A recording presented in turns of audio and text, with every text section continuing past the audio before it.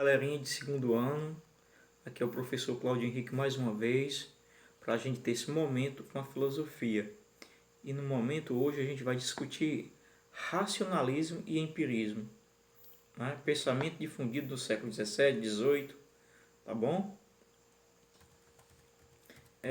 O racionalismo a gente sempre tem como mola mestra o racionalismo e o empirismo.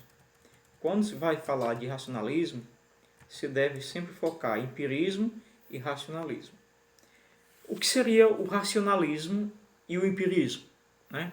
O racionalismo, ele organiza, ele tem forma, o conhecimento inteligível. Né? Quem já conhece a alegoria da caverna sabe do que eu estou falando, o que é o mundo inteligível. Ou seja, o racionalismo ele é organizado, ele tem forma. Esse conhecimento inteligível é a capacidade que o sujeito tem de representar as coisas conceitualmente. Né? Já segundo Kant, né? O racionalismo. Agora, já o empirismo, que John Locke defende, um filósofo, o conteúdo, a matéria, o conhecimento sensível, o sujeito recebe impressões dos objetos. Né? Lembrando que o empirismo é o conhecimento de vivência. Né? Certo? E o que é, afinal, conhecer? Né? Conhecer é representar cuidadosamente o que é exterior à mente. No processo de conhecimento, dois elementos são indispensáveis: o sujeito e o objeto. Né? O sujeito é o elemento que conhece e o objeto é o elemento conhecido. Certo? Ou seja, o sujeito é a nossa consciência. Né? Quem é o sujeito aqui da filosofia diante de um conhecimento? É a consciência, a nossa mente. O que é consciência, professor? A nossa mente.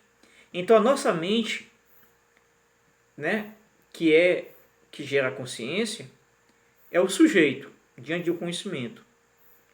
O objeto é a realidade do mundo e os fenômenos, né, e a nossa própria consciência quando nos refletimos. Ou seja, diante do mundo da racionalidade, o sujeito ele tem, com a consciência e a mente, que criar a ideia do objeto. E não a partir do objeto criar a ideia. Né? O racionalismo ele aceita que a consciência e a mente é quem vai produzir a ideia. O sujeito. Possibilidade do conhecimento na modernidade, empirismo e racionalismo. Né? O empirismo é a forma de conhecer que valoriza nossas percepções sensoriais. Aí envolve 5 sentidos, né? O mundo das sensações, tato, fato, paladar, audição, visão, né? Os sentidos. E aí os sentidos envolvem o mundo das sensações. Então o empirismo, né, ele tem, certo, como importante as percepções sensoriais. Já o racionalismo, somente a razão humana, trabalhando com os princípios lógicos, pode atingir o conhecimento verdadeiro. Aqui nós temos, né, os que simbolizam, né, os sentidos, que envolvem as sensações, né, é através desses 5 sentidos, tato, pato, paladar, audição, visão, que a gente desenvolve as sensações. Né? Para o empirista, todo o conhecimento está baseado na experiência. Experiência essa, experiência sensorial. Depende, portanto, em última instância, de pelo menos um dos nossos 5 sentidos. Ou seja, para o indivíduo desenvolver conhecimento sobre o objeto, ele, dentro da visão empírica, né, a experiência sensorial, nós precisamos pelo menos de um dos 5 sentidos. Já na visão do racionalismo, que Kant defende, né, a verdade só pode ser conhecida, né, o objeto só pode ser conhecido mediante o trabalho lógico da mente, independentemente das percepções sensoriais. Ou seja, a teoria, né, da corrente racionalista, ele já defende que não precisa das percepções sensoriais para me criar o conhecimento sobre o objeto. Porque a mente e a lógica, ela independe das sensações.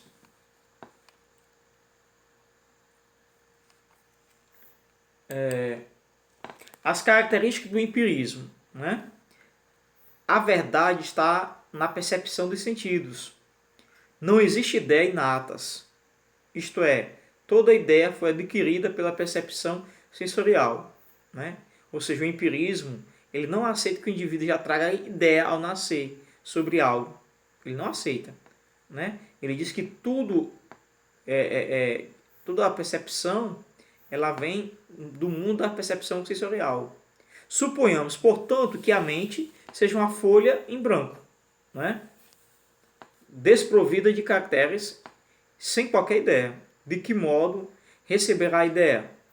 Respondo: a experiência é este o fundamento de todos os nossos conhecimentos.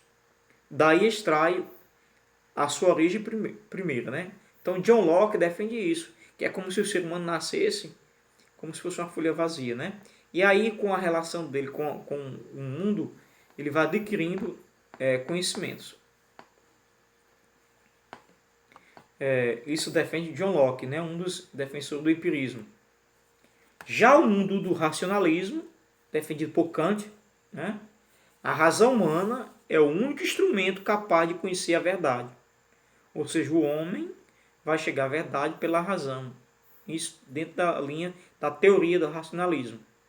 Os princípios lógicos fundamentais são inatos. O que quer dizer isso? Quando o racionalismo diz que os princípios lógicos fundamentais são inatos, é que nós já nascemos com determinada ideia sobre aquele objeto.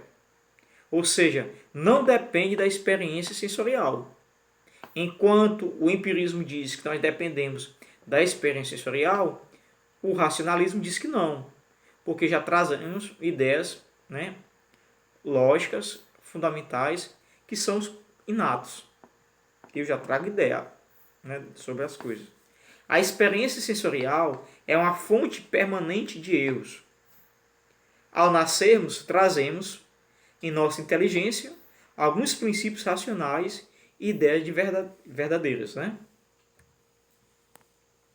De sorte que, após ter pensado bastante nisso e de ter examinado cuidadosamente todas as coisas, cumpre, enfim, concluir e ter por constante que essa proposição, eu sou, eu existo, é necessariamente verdadeira. Todas as vezes que anuncio ou que a concebo em meu espírito, René Descartes. A questão do inatismo, né? Para muitos já é uma dúvida. Então, a questão do inatismo é essa. Percebemos que o princípio do racionalismo é a teoria do inatismo. Então, se você tiver uma questão e perguntar qual é o princípio do racionalismo, a teoria do inatismo. E o que é que diz a teoria do inatismo? De que o indivíduo já nasce com a ideia sobre determinado objeto estudado. Ou seja, a crença de que ao nascermos já trazemos conosco alguma ideia. Alguma não é saber todo sobre a coisa, né? Alguma ideia é algo preliminar, né? Por outro lado, o empirismo fundamenta-se na crença de que nossa mente nasce vazia e somente no contato com o mundo, por meio de nossos sentidos, é que iremos construir a ideia. Você acredita na existência de um conhecimento inato? Responda aí. Platão acredita que sim. Esse importante filósofo grego nasceu em Atenas, provavelmente em volta de 427 a.C. e morreu por volta de 347 a.C. É considerado um dos principais pensadores gregos, pois influenciou profundamente a filosofia ocidental. Ele defendia a existência de ideias inatas, ou seja, Platão acreditava que o indivíduo, ao nascer, ele já trazia ideias sobre um determinado objeto que você procura conhecer, né? As ideias inatas na matemática, como veremos no trecho de uma de suas obras. Então, Platão defende a existência de ideias inatas em várias de suas obras, mas as passagens mais conhecidas se encontram nos diálogos Menor República. Vejamos, no Menor, Sócrates dialoga com um escravo analfabeto, fazendo-lhe perguntas certas na hora certa. O filósofo consegue que o jovem escravo demonstre sozinho um difícil teorema de geometria. As verdades matemáticas vão surgindo no espírito do escravo, à medida que Sócrates vai fazendo as perguntas. Como isso seria possível, indaga Platão, se o escravo não houvesse nascido com a razão e com os princípios de racionalidade? Você já passou por uma situação parecida com a atual do escravo? Além de acreditar nas ideias inatas, Platão também afirmava que não podíamos confiar nos sentidos, já que eles estão sujeitos a erros e às falsas opiniões. Para exemplificar sua tese, Platão cria o famoso mito da caverna. Vejamos o que diz o mito da caverna. O mito da caverna. Imaginemos um muro bem alto separando o mundo externo, é uma caverna. Na caverna existe uma fresta por onde passa um feixe de luz exterior. No interior da caverna permanecem seres humanos que nasceram e cresceram ali. Ficam de costa para a entrada, acorrentados, sem poder mover-se, forçados a olhar somente a parede do fundo da caverna, onde são projetadas sombras de outros homens. Desse modo, os prisioneiros julgam que essas sombras sejam a realidade. Imagine que um dos prisioneiros consiga se libertar e aos poucos vá movendo e avance na direção do muro e o escale, enfrentando com dificuldade os obstáculos que encontram e saiam da caverna, descobrindo não apenas que as sombras eram feitas por homens, com eles e mais além todo mundo e a natureza. Caso ele decida voltar à caverna para revelar aos seus antigos companheiros a situação extremamente enganosa em que se encontram, correrá, segundo Platão, sérios riscos, desde o simples ser ignorado até caso consigam ser agarrado e morto por eles, que o tomam ou tomaram por louco e inventor de mentiras. O que eu vejo é a realidade ou uma cópia imperfeita dela.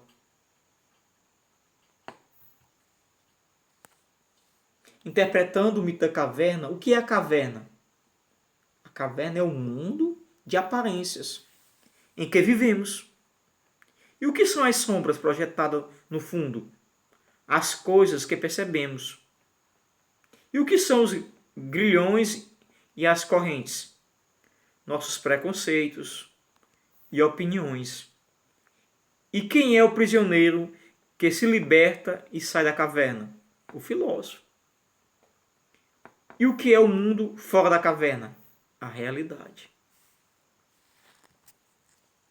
Então, René Descartes, em 1996 a 1650, outro filósofo que também defende a tese do inatismo, é o francês René Descartes. Segundo ele, em sua obra Discurso do Método, existem três tipos de ideias. A ideia adventícias, ideias fictícias e ideias inatas. Ideias adventícias são aquelas vindas de fora, que se originam de nossa sensação e percepção. Para Descartes, esse tipo de ideia são, de um lado, ideias de qualidade sensorial, cor, dor, som, textura, tamanho, paladar, mas por outro também são as opiniões formuladas com base nessas ideias, geralmente enganosas ou falsas. Exemplo: ao olhar para o céu, meu sentido da visão me diz que o Sol se move de leste para oeste. Mas ao estudar astronomia, vejo que tal opinião é falsa, pois na verdade a Terra é que gira e o Sol se mantém parado. Se você nunca tivesse estudado nas aulas de ciências e de geografia sobre o movimento da rotação da Terra, provavelmente confiaria em sua visão, acreditaria que o Sol move entre o amanhecer e o entardecer. Você acha que o sentido pode realmente enganar? A ilusão da grelha de Hermann foi observada por Ludmar Hermann em 1870, quando se olha um desenho com quadrados negros sobre um fundo branco, tende-se a impressão de que surgem manchas fantasmas nas intersecções das linhas. As manchas desaparecem quando se observa diretamente a interseção. Qual é a verdade ou a verdadeira imagem apresentada? Você vê um jovem ou uma senhora de perfil? Observe a imagem. Ideia fictícia são aquelas que criamos em nossa fantasia, imaginação, por meio de um processo de composição, formando seres inexistentes, como fadas, duendes, sereias. São as fabulações da arte, da literatura. Ideias inatas são aquelas que não poderiam vir de nossa experiência sensorial, porque não há objetos sensoriais ou sensíveis. Para elas, nem poderiam vir de nossa fantasia, pois não tivemos experiência sensorial para compô-las na nossa memória. Exemplo: a ideia de infinito é uma ideia inata, pois não temos nenhuma experiência sensorial da infinitude. Para Descartes, é possível conhecer a verdade? A resposta é sim. Mas, para isso, o conhecimento deve passar por um rígido processo metódico que começa com a dúvida. A dúvida, desde meus primeiros anos de vida, aceitei como verdadeira uma quantidade de falsos conceitos e o que construí depois sobre princípios tão inseguros só poderia ser muito duvidoso e incerto, de modo que se fazia necessário que eu decidisse seriamente me desfazer de todas as opiniões recebidas até então e recomeçar a partir dos alicerces, se quisesse instituir algo de sólido e permanente nas ciências. A dúvida é mais ainda assim como eu penso às vezes que os outros se enganam, até nas coisas que acreditam. Saber com a maior certeza pode ser que ele tenha querido que eu me enganasse sempre que somos 2 e 3, ou quando inúmeros os lados do quadrado, ou quando considero coisas algo ainda mais fáceis que essas, se é que se pode imaginá-la.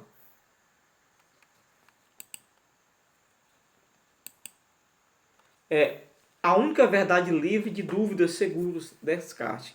Meus pensamentos existem. Se meus pensamentos existem, eu existo.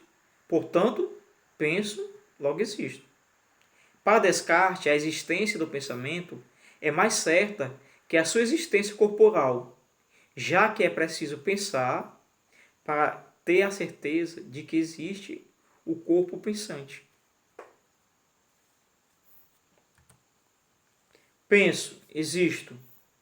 Vamos filosofar? Se a consciência antecede o corpo, seria essa a origem das ideias inatas defendida pelos racionalistas? A solução de Kant para o dilema racionalismo e empirismo. Kant foi um filósofo prussiano considerado como o último grande filósofo dos princípios da era moderna. indiscutivelmente um dos pensadores mais influentes, afirma que todo conhecimento começa com a experiência, mas que a experiência sozinha não nos dá o conhecimento. As principais ideias de Kant. É preciso um trabalho do sujeito para organizar os dados da experiência. Antes da experiência sensorial, existe na mente humana certas estruturas que possibilitam o conhecimento. Portanto, a experiência fornece a matéria do conhecimento e a razão organiza essa matéria de acordo com estruturas existentes. A priori, daí o termo a priorismo, para a teoria kantiana. Para não concluir, certa vez, um cosmonauta e um neurologista russos discutiam sobre a religião. O neurologista era cristão e o cosmonauta não. Já estive várias vezes no espaço, gabou-se o cosmonauta, e nunca vi nenhum Deus, nem anjos. E eu já eu já operei muitos cérebros inteligentes, respondeu o neurologista, e também nunca vi um pensamento. E você, só acredita no que vê? Gente, a gente fica por aqui e até a próxima. Reflitam.